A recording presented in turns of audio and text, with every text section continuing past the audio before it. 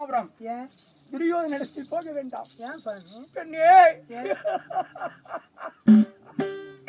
நான் மடிந்ததே உண்டானால் பொன்னுருவியானவள் வருகிறாள் என்று பார்த்தவுடனே துரியோதனன், பெண்ணே பொன்னுருவி வாடி,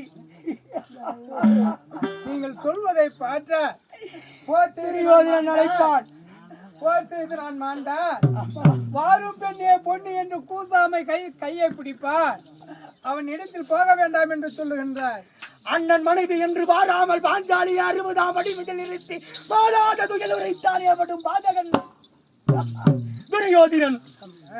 ஆண்டவளை இழுத்தவன் உன்னை தொடமாட்டான் என்று நிச்சயமில்லை. சென்றோற்று கடன் தீர்க்க செல்லுகிறேன்.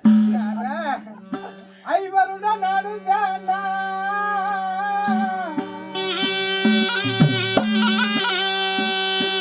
என்னை அண்ணி என்றாலே பாரையோ,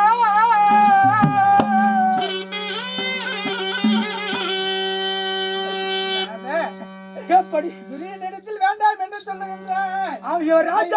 இடத்தில் போருக்கு போகின்றேன் என்று சொல்லுகின்றார். ஆமா, ஐவராசா இடத்தில் நான் போய் சேர்ந்ததே உண்டானா அண்ணி என்று அழைப்பாரா? பொன்னி பொன்னுருவி நாயகமே, தர்மனை பார்த்து அண்ணி என்று அழைப்பானா என்று சொல்லுகிறாயா? அண்ணி என்று அழைக்க மாட்டான் எனது தம்பி, அம்மா என்று அழைப்பான்.